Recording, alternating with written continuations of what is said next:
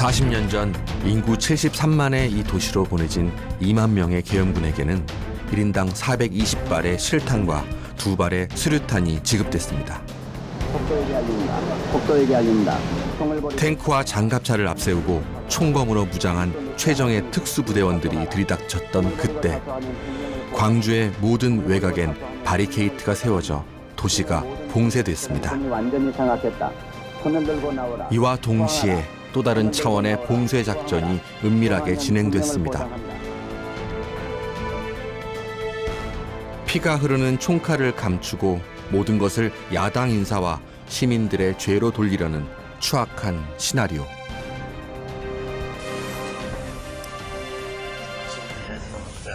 전두환은 대통령이 된 지 석 달 후 일본 NHK 방송과의 인터뷰에서 광주 학살의 책임을 야당 정치인과 시민들에게 돌렸습니다.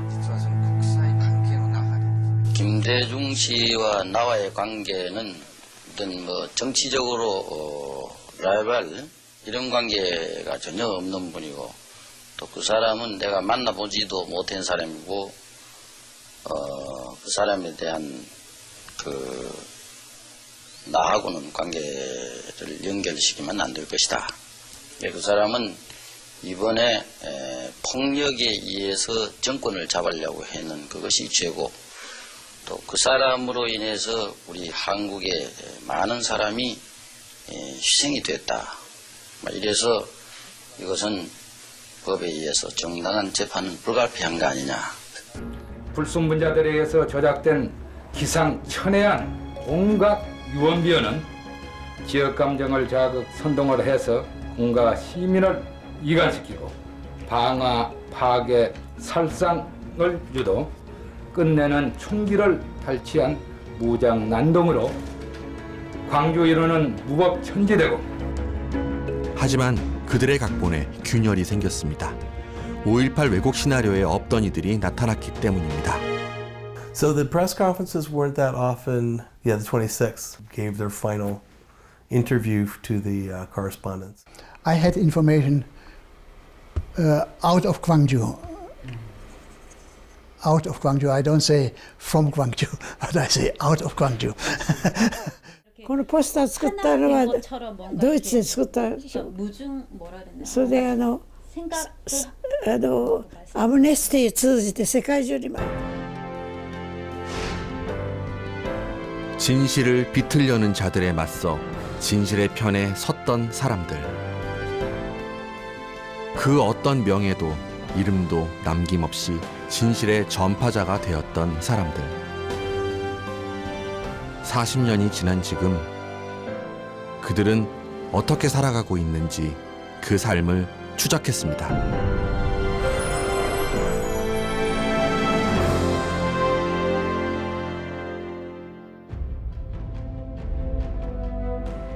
영화 택시 운전사를 통해 잘 알려진 위르겐 힌츠페터 기자.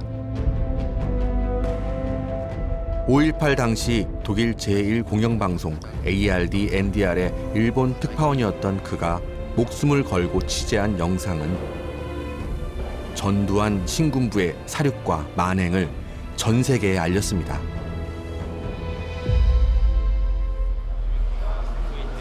그런데 힌츠페터 기자는 그때 어떻게 광주에 오게 됐을까?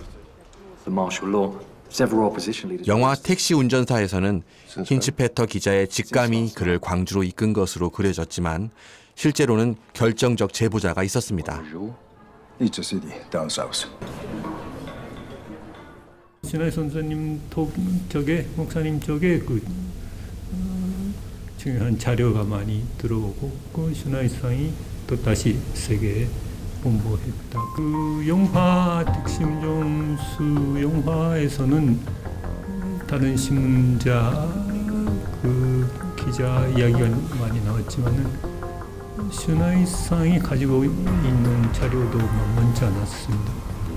저는 그 영화를 볼 때까지는 그런 것보다 그분이 아니라 신하이상이 다 저런 느꼈던 그 정도로. Constantly meeting every Wednesday, every week on all the issues. Paul Schneis was a core member. A core member. He was always very modest behind the scenes, but he knew exactly what was going on. 한국 민주화 운동의 숨은 조력자이자 힌츠페터 기자의 결정적 제보자인 폴 슈나이스 목사. 그에게 40년 전 광주의 경험은 어떤 의미일까? 궁금증을 안고 은퇴 후 독일 하이델베르크에 살고 있는 그를 만나러 갔습니다. 올해 86세, 은발이 된 인권운동가는 광주에서 온 취재진을 반갑게 맞아줬습니다. 그의 서재에는 아직도 5.18과 한국 민주화운동 관련 자료들로 가득했습니다. 40년 전 광주는 그의 인생에 무엇이었을까요? To me and my whole family, our life changed through Gwangju event. We got really new understanding of humanity, of violence, how to reject violence and all these things, military. There is no peace without justice. 평화의 전제 조건이 정의라고 말하는 슈나이스 목사.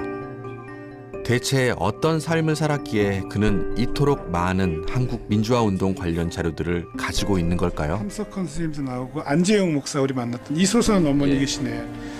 이소선 어머니가 그 전태일 열사 어머니시니까. 슈나이스 목사의 삶을 따라가다 보면 한국은 물론 동아시아 민주화 운동사가 보일 것만 같습니다. Then this event happened and they were arrested, taken to prison, An Byung-moo and those, Kim Dae-jung and so on. And this made big noise in Germany. I helped that. That was hard, and again on Friday I went there. And I had to prepare. The main job was to get the two main jobs. One was attend the trial, and families were allowed with ticket. And the family gave me a ticket. I see. Otherwise I couldn't have attended.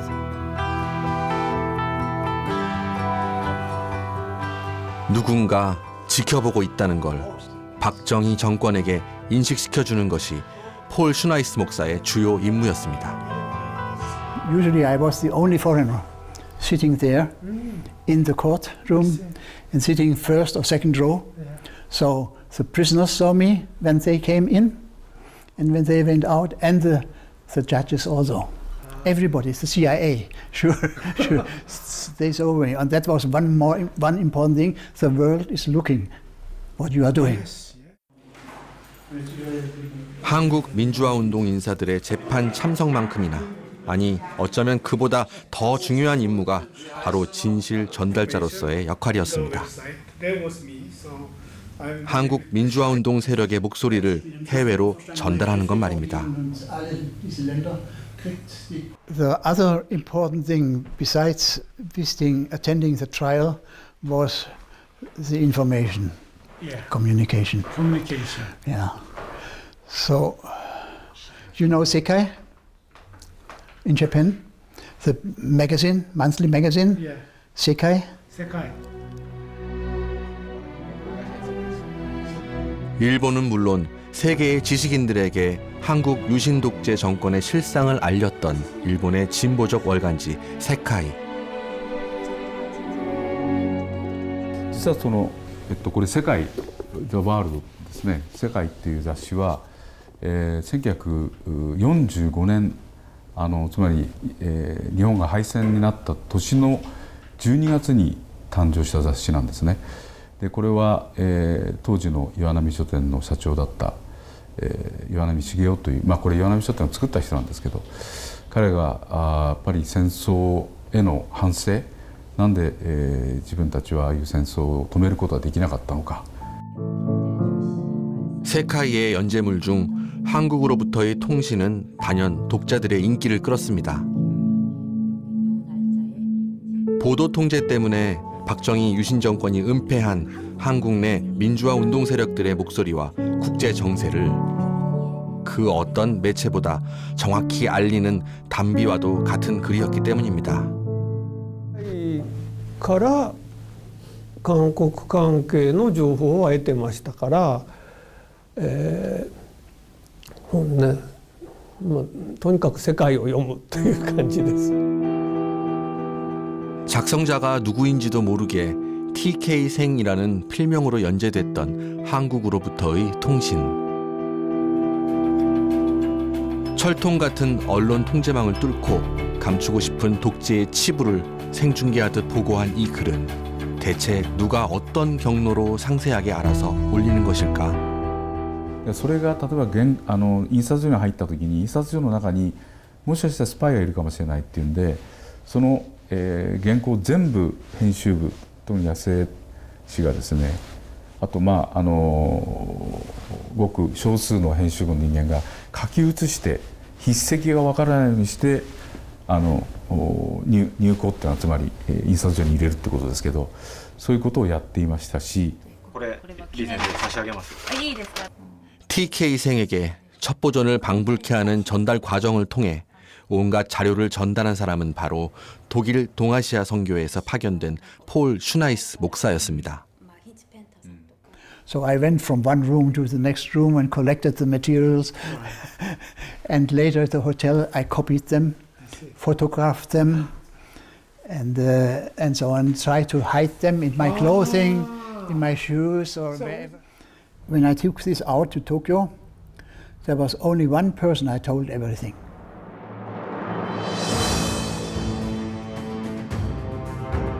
TK생. 이 암호명 같은 필자를 찾는데 유신 정권은 혈안이 됐습니다. 색출 작업의 책임자는 당시 중앙정보부 대공수사국 김기춘 국장. TK생의 정체를 밝혀내는 데 실패한 그는 결국 학원 침투 북괴 간첩단이라는 간첩 조작 사건을 터뜨립니다. 국교의 지령에 따라 모국 유학생을 가장하여 국내 잠입, 암약에 오든 북괴 간첩 일당 21명을 검거하여 구속 송치하고 관련 용의자를 계속 수사 중에 있습니다.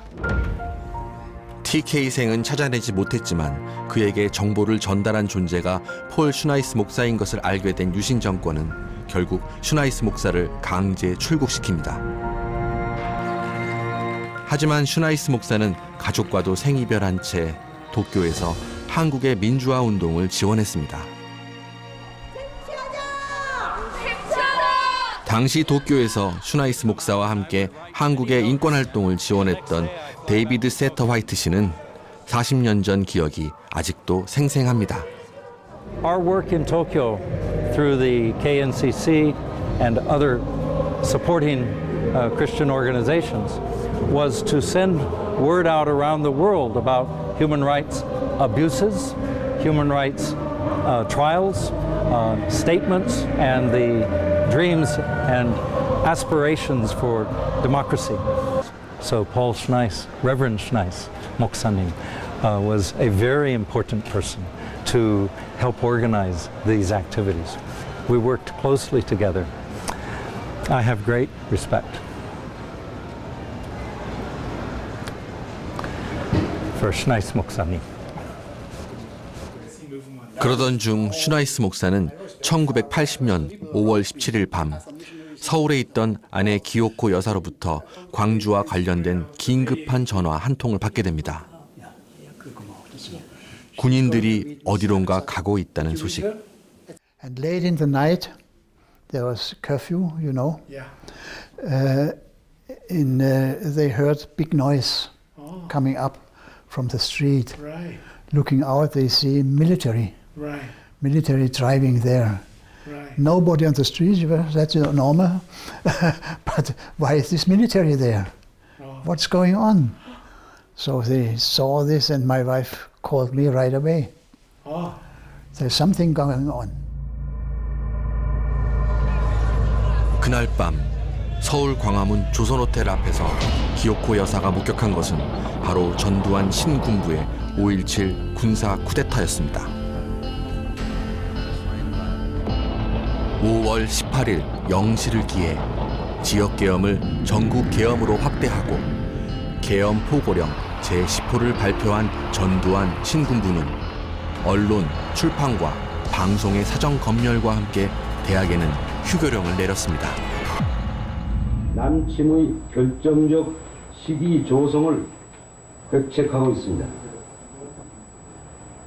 이 같은 중대한 시기에 일부 정치인, 학생 및 근로자들의 무책임한 경고망동은 이 사회를 혼란과 무질서, 선동과 파괴가 난무하는 무법지대로 만들고 있으며 전두환 신군부는 김대중과 문익환, 리영희 등 주요 인사들을 심야에 불법 체포하고 대규모 군 병력을 광주를 비롯한 전국에 보냅니다. 서울에 있는 부인 기요코 여사로부터 이 같은 소식을 들은 슈나이스 목사는 그 길로 자국 방송사인 독일 ARD 방송사의 도쿄 지국 사무실로 달려갔습니다. Did you go to the office? To the office of the ARD, yeah. I told them personally. Yeah, personally. Yeah. I see. But with that information, I went to the ARD in Tokyo, German television. Right. And there the important person was not there. So I met some Hinz-Peter and others and so, and told them what is going on.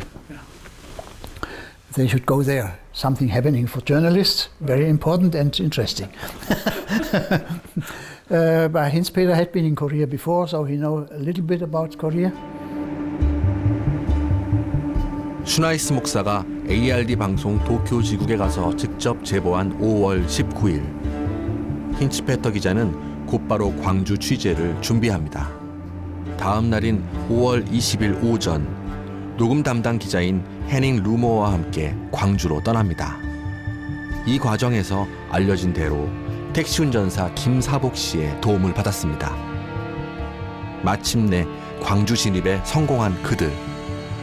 이들이 막막해하던 그때 또 다른 외국인들이 구세주처럼 나타났습니다.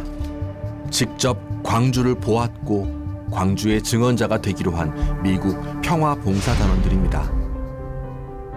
전남대병원 옥상에서 찍힌 이 한 장의 사진에는 광주의 상황을 알리려 뜻을 모았던 진실 전파자들의 모습이 한데 담겨 있습니다.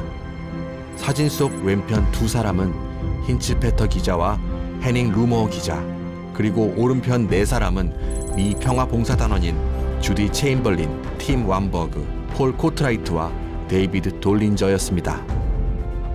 1961년 존 F 케네디 대통령이 출범시킨 평화봉사단. 그들은 광주 전남 일원에서 의료와 교육봉사를 해왔습니다. 그중 한 명인 폴 코트라이트 씨 역시 전남 나주에서 의료봉사를 하던 중 광주의 참상을 목격했습니다. So I rode my bicycle up between Nampyeong and Gwangju, and as I'm nearing the uphill, I saw the soldiers. They were in the bushes. But probably because I was a foreigner and I had a mustache, I looked different. So they, I'm guessing, didn't know what to do with me. I did not stop. I kept going. I did not. So when I got to the other side, then I saw a number of buses and cars that were full of bullets. And that was very terrifying to realize what had happened and who had been killed there. My feeling throughout it was how could soldiers kill their own people? That's my overriding feeling, was how could this happen? It is something that is almost incomprehensible. 무장 군인이 자국민을 향해 총칼을 휘두르는 상황. 하지만 눈앞의 상황보다 더 소름 끼치는 일은 이 모든 일이 철저히 감춰지고 있다는 사실이었습니다. I had tried to leave Gwangju. The stories about Gwangju on the news were not correct. I could not leave. They would not let me go. Particularly when Terry Anderson and Robin Moyer when they arrived in Gwangju. It was the day I tried to leave but failed. And so my Peace Corps friends said, the two reporters have come.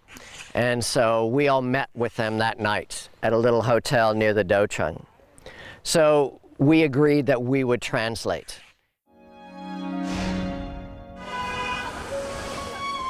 외신 기자들에게 광주의 진실을 통역한 평화봉사단원은 폴 코트라이트 씨뿐만이 아니었습니다.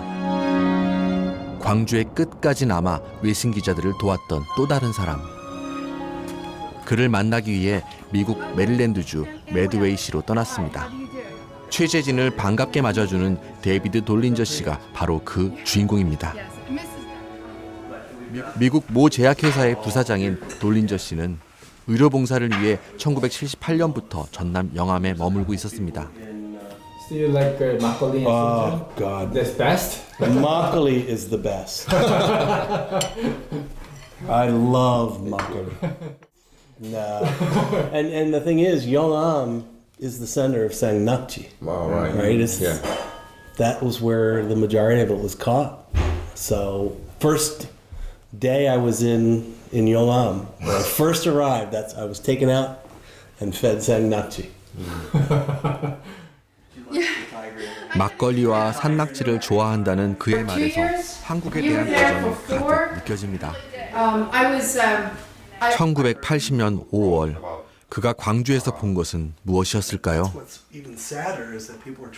국민을 지켜야 할 군대가 자국민을 학살하는 처참한 현장이었습니다.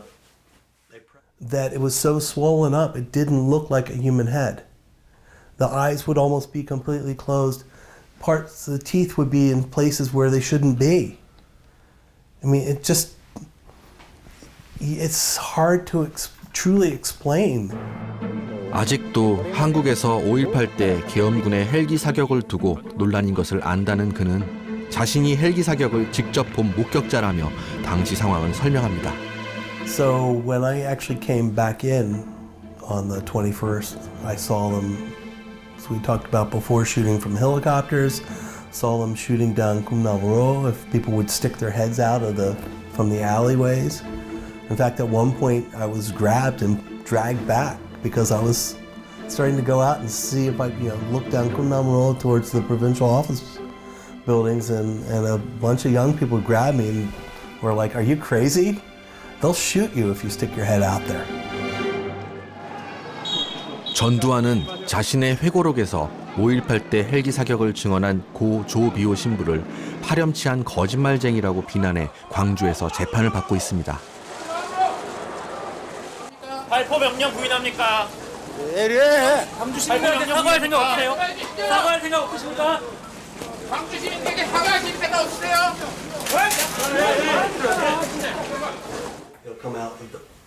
이처럼 전두환이 극구 부인하고 있는 5.18 헬기 발포 사건의 목격자를 먼 이국 땅에서 40년 만에 발견한 셈입니다.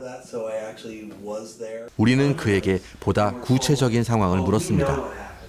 The next day, at one of the hospitals I was visiting, we actually saw people that had been shot in the shoulder and that had exit wounds for the bullets down by their hips.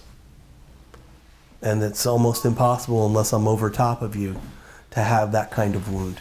So I almost have to be on top of you and looking straight down at you to have a wound enter here and exit here. If I'm on a building, there's always an angle. So it'll hit here and it'll come back, it'll come out in my back. So you have to almost be, right on top of someone to have that kind of wound. And also you saw that helicopter shooting. And I saw actual shooting from the helicopters. 차마 눈뜨고 보기 힘든 광주의 참상. 이를 목격한 돌린저 씨는 놀라운 선택을 합니다. 외신 기자들의 통역을 도우며 광주에서 무슨 일이 있었는지를 전 세계에 알리기로 결심한 겁니다. And we knew that any foreign correspondents coming in would either have a Korean that was translating for them that probably worked for the KCIA, and so that they wouldn't get proper translation. or if they were by themselves, no one could help them. So one of the things we wanted to do was actually try to help the foreign journalists and make sure they were getting the truth of what was going on. 당시 통역을 맡았다는 그에게 한 가지 궁금증이 생겼습니다. 외신 기자들을 통역한 외국인들은 여러 명 있었지만 1980년 5월 26일 항쟁 지도부의 마지막 외신 기자회견을 누가 통역했는지는 지금껏 베일에 가려져 있었기 때문입니다. 죽음을 각오하고 전남 도청에 남아 싸울 것을 밝혔던 윤상원 대변인의 마지막 외신 기자회견은 브래들리 마틴 기자 등 외신 보도를 통해 광주 항쟁의 정당성을 널리 알렸습니다. 혹시 그가 윤상원 대변인을 통역한 것일까? Yes, no, I remember him. Like I said, I always found his hair to be very interesting. Right? Yeah. His hair to always, when I first saw him, I was like, his hair? His hair, yeah. Oh, yeah. Right? It was curly, and it was like very un-Korean. I'm like, wow, that's pretty cool. 윤상원 대변인의 마지막 발언도 똑똑히 기억하고 있었습니다. And at one point, you know, in some of the conversations he said, look, I'm willing to give up my life if I know it can have impact and have Korea start to become a democracy. And that was part of the information that he was, you know, we were giving to the foreign correspondents, that, you know, there are this group that are willing to die for what they believe in.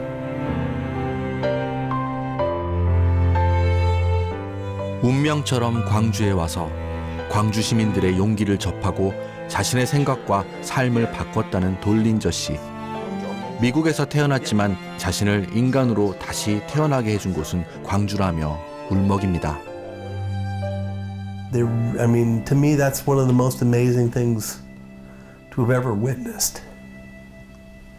Because I can tell you, if we walked around the U.S. right now, you'd see very few people that are willing to lay down their life for what they believe in.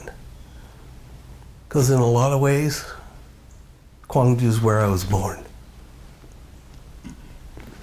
Right? That's where I became a human being, by witnessing what happened and by seeing the people there. So to me, that's my birthplace. 1980년 7월 미 평화봉사단원들이 직접 유럽의 통신사를 찾아가 광주를 증언합니다. AFP 통신은 그들의 발언을 토대로 광주항쟁 관련 보도를 합니다. 그러자 전두환 신군부는 주한 미 대사관에 항의를 하고 가명으로 언론사에 제보한 평화봉사단원을 찾아 나섭니다. 미 평화봉사단원의 광주 사태 허위사실 유포에 대한 조치 및 대책, 회의록 등 각국 대사관에 보낸 외교부 문서에는 그날의 진실을 덮으려는 자들의 초조함이 담겨 있습니다.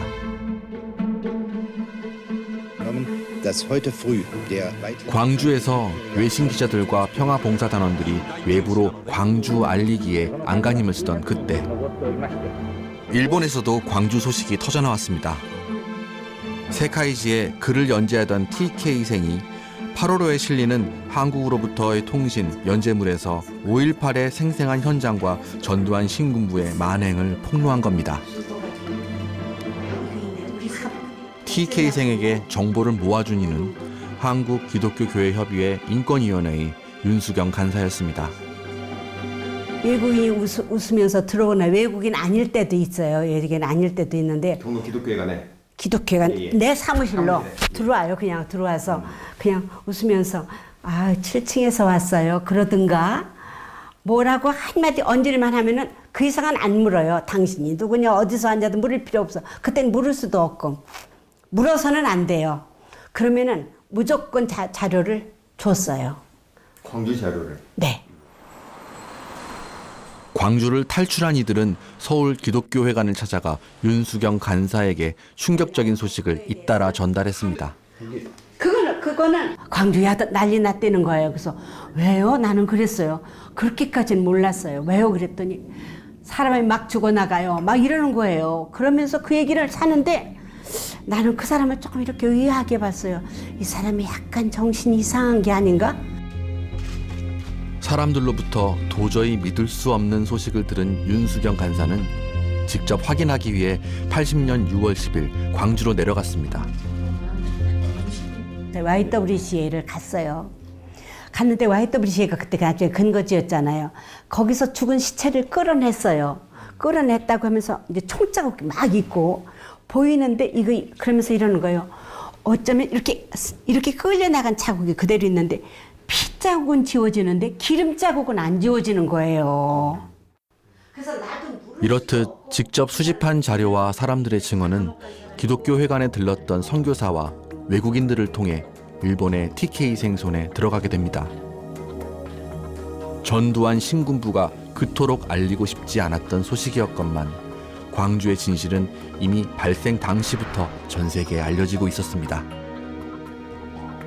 진실을 전하기 위해 국경을 넘어 하나되고 목숨을 건 수고를 해낸 이들 덕분이었습니다. 수많은 사람들의 연대로 모아진 진실의 자료들을 장장 15년 동안 비밀리에 집필해 나갔던 필명 TK생을 만나러 경기도의 한 요양병원으로 향했습니다. 사상계 전 주간인 지명관 전 한림대학교 석좌 교수. 1973년부터 1988년까지 15년 동안 TK생으로 살아야 했던 그의 존재는 2003년에야 비로소 세상에 드러났습니다. 광주의 진실을 물어다준 개미떼들과 함께 진실의 기록자로 살았던 그에게 그날은 어떻게 남아있을까요? 슈나이스 목사가 독일교회 선교비를 통해서 그걸 써서 일본에 있는 사람들, 그러니까 외국 사람들, 일본 사람들 그렇게 한국에 들이보내서 한국에서 정보를 가지고 나왔죠. 그 정보를 나눠서 한국에서 때 성명서가 나오든지 하면 그 카피니 전부 가져왔어요. 가져왔는데 저한테 일단 왔다가 일본의 야세 씨의 그때 그가 편집자이니까 그 세계라는 잡지의 편집자이니까 그 자기 비서를 나한테 보냈어요. 그래서 그 원고를 가지고 가선 그 다음엔 대체로 자기 자신이나 또는 자기 부인이 그 원고를 다시 썼어요. 그 필체가 나타나지 않기 위해서. 40년 전 갖은 고초를 겪으며 비밀리에 썼던 광주의 진실을 담은 원고를 다시 읽어봅니다. 1980년 5월 18일 심야 0시를 기해서 전국의 계엄령이 보고되고 다시 군부 지배하에 세상에 되고 말았다. 김대중을 비롯하여 민주화운동을 해온 사람들은 일망타진되었다. 한국 내에서조차도 광주의 일로만 축소시키려던 신군부의 계획과 달리 광주의 진실에는 세계적 연대가 가동됐습니다. 일본인 편집자는 그 시작일 뿐이었습니다. 어떤 광주의 진실, 독재 정권의 진실을 알리기 위해서 모두가 마음을 좀 모아준. 그렇죠. 그때 그 세계 여론들이 그랬어요. 동경이 할 수 있는 그 역할이라는 것이 아마 그 운동에서 굉장히 중요한 역할이라는 거죠. 말하자면 한국의 움직임을 세계에다 전달하고 우선 일본에다 전달하면서 동시에 교회적인 네트워크를 통해서 그다음에 전 세계에다 전달하고 그리고 전 세계의 지원을 국내가 알리고 그런 역할을 동경이 해야 되는 때였었죠. 굉장히 뭔가 역동적인 그런 그 정보의 흐름이 느껴집니다. 그렇죠, 그렇죠. 참 지금 생각해보면 저는 세계 혁명사에서도 둘게 국제적인 연대를 형성해 갔던 시기다 이렇게 생각을 하는데요. TK생 지명관 교수에게 40년 전 광주를 위해 일본에서 의기투합했던 슈나이스 목사의 안부를 전했습니다. 오, 이거 옛날 모르다.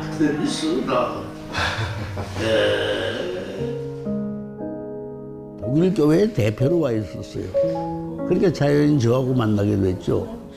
그러면서 말하자면 뭐라고 할까요? 그 독일을 통해서 또 독일을 통해서 그다음에 그 주네브에 있는 WCC를 통해서 전 세계 교회에 퍼지가는 역할을 슈나이스 목사가 한 거죠. 일본에서 광주를 알리기 위해 합심했던 TK생 지명광 교수는 혹시 이 사람도 알지 않을까요? 광주를 알리기 위해 애썼던 한 일본인 예술가의 영상을 보여줬습니다. 아니나 다를까 반가움의 탄성이 터져나옵니다. 이 파란 많은 사람이지 만주태성이고 맞습니다. 그 많은 운동했어요. 저. 自由公衆愛する者を殺された悲しみが怒りが生み出した町自由公衆生死をかけた戦いが生み出した町誰もが自由な町 1981년 일본에서는 자유광주라는 제목의 영상물이 제작됩니다. 광주 학살 당시의 참상이 담긴 이 비디오는 일본인들 사이에 회자되며 대학가와 지식인 사회에 큰 충격을 던졌습니다. 당시 출판사 직원이었던 도시히로 호테이 와세다 대학 교수에게도 자유광주를 통해 접한 광주의 소식은 큰 충격이었습니다. 상영실행위원회 같은 이름으로 어딘가가 한 것 같습니다. 그걸 봤습니다. 저도. 그런 것들을 하면은 많은 사람들이 오곤 했어요. 많은이라고 해도 뭐 지금 한국 영화가 상영돼서 파라사이트가 지금 대히트하고 있는 그런 것이 아니라 시민운동 차원이지만은 그래도 회장 이변명 들어가는 교시 같은 곳에서 거의 10,000원이었습니다. 그러니까 그 당시로서는 아마 히트라고 하면 좀 이상하네. 관심을 간 작품 영화였던 것 같습니다. 26분짜리 비디오 테이프 자유광주에는 광주의 고통과 진실을 담은 판화가 등장합니다. 괴물로 변해버린 계엄군, 죽은 자식을 끌어안고 오열하는 어머니 모습은 마치 미켈란젤로의 조각상 피에타를 연상케 합니다. 한글로 쓰여진 글씨들이 들어간 이 작품들은 일본인 화가 도미야마 다에코 씨의 쓰러진 사람들을 위한 기도 연작이었습니다. 작품을 만든 때를 보니 1980년 5.18 직후. 도미야마 작가는 어떻게 실시간으로 광주의 상황을 정확히 꿰뚫어보고 있었을까? 올해 100세인 도미야마 작가는 40년 전 5.18 소식을 처음 접한 그때를 정확히 기억하고 있었습니다. 渋谷でね、私たち女たちの会議で会議やってたら、人を集めて、そこへニュースがドカーンときたら、うわーって歓声になった。だって新聞が、朝日新聞がこれだけのページあったら、ここまでが感じですよ。これぐらいが日本のことだってあんなに大きく伝えないぐらい毎日毎日感じの出来事が大きく埋めてたの。 젊은 시절부터 일본군 성노예 문제와 식민지 강제 노역에 관한 작품 활동을 해왔을 뿐 아니라 김지아 석방 등 한국 민주화 세력과 연대해온 도미야마 작가. 광주의 소식을 접하고 곧바로 한 달을 매달려 판화 작품을 완성해냅니다. 판화 작업에 그치지 않고 지인들과 협력해 자유광주 영상을 만들어내기에 이른 겁니다. 진보적 성향의 음악가 다카하시 유지 씨도 이 집단지성의 대열에 기꺼이 힘을 보탰습니다. 最後のところで、子供の歌が出てくるんですね。せやせやっていう。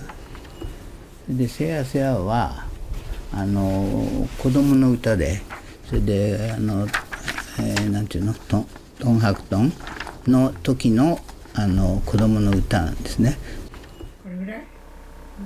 도미야마 선생의 작품들은 슈나이스 목사에 의해 독일로 건너갔고 유럽과 미주 지역에서 광주를 알리는 하나의 국제적인 시그널로 사용됐습니다. シュナイスさんが日本にいましたから、シュナイスさんがすぐこれをドイツ行ってこれにしたのね。 반인륜적인 학살, 역사적 진실의 왜곡에 저항하는 협력과 연대가 광주와 일본을 그리고 독일과 미국을 연결시킨 겁니다. 그들은 왜 모두가 TK생이 되어 또 힌츠 페터가 되어 광주를 기록하고 그것을 세계에 전달했을까요? 강력한 미일 한국 군사 정부가 연결되어 있는 연결된 쇠사슬을 깨치기 위한 그 시민들의 연대를 잘 알고 있기 때문에 그들하고 관계에서 말하자면 새로운 가능성을 발견하고 감동하면서 하고 있었으니까. 광주를 위해 헌신한 그들에게 광주는 5.18이 일어난 지 40년이 지난 지금까지도 목이 메는 이름입니다. To be moved by the passion of the Korean people, we could not be quiet. Of course, we were passionate. The spirit of Gwangju resonates around the world.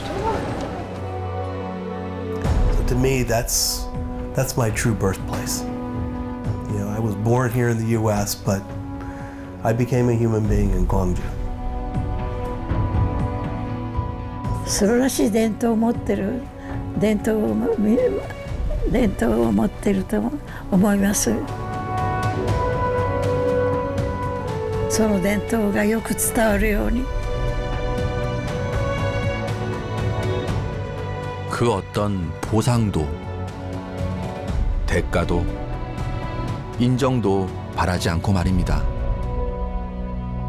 광주 사람들을 위해서 이렇게 많이 노력하셨는데 정작 그 당사자인 광주 시민들은 교수님의 존재라든가 이런 것들 아는 사람들이 많은 것 같지가 않습니다. 서운하진 않으세요? 그럼 나는 그게 주어진 운명이라고 생각하지 별로 거기에 대해서는 이렇다는 생각이 없어요.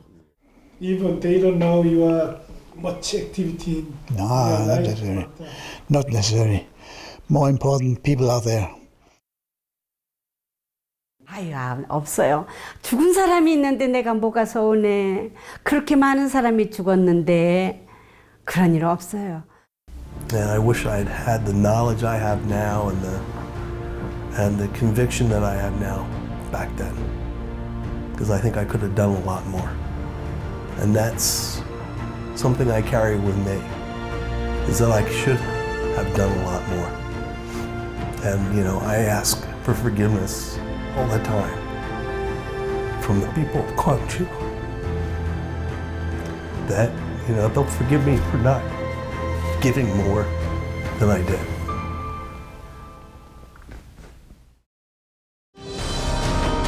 올라오면서 지방에서 선정 활동과 하면은 집회를 하고. 정말 진짜로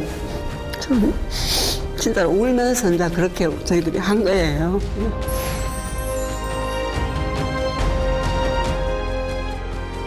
윤한봉 선생이 얘기하는 광주가 딴 거보다 자기 그거 됐을까? 자기가 죽지 않고 살아났다고요?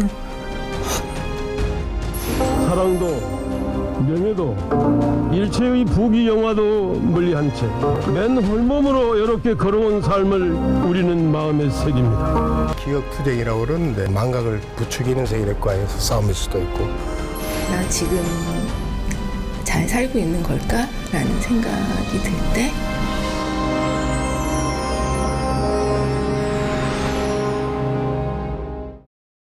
I'm privileged and honored to have been part of this movement. 自らの力で戦い抜いた市民たちよ。広州は今みんなの手で守られた。To inform about these small things, what's happening here. ああ寛寿よ、武藤さんよ。死と死の間に血の涙のみを流す我らの永遠なる青春の年よ。He was willing to make the sacrifice. We need people to live, because that's how this can be carried on, is the people that actually survive and carry this further.